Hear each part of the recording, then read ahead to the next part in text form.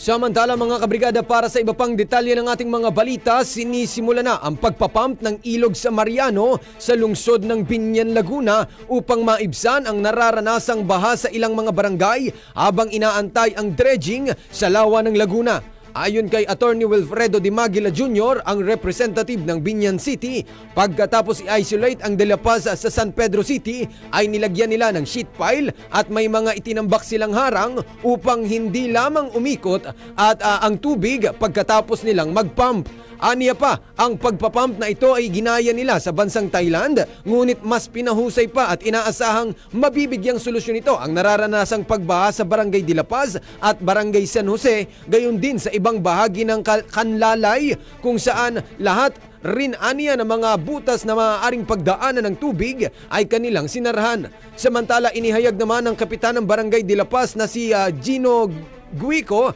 na bagamat may 3 buwan na silang nakakaranas ng pagbaha ay umaasa sila na masusolusyonan din ito sa tulong ng mga makina.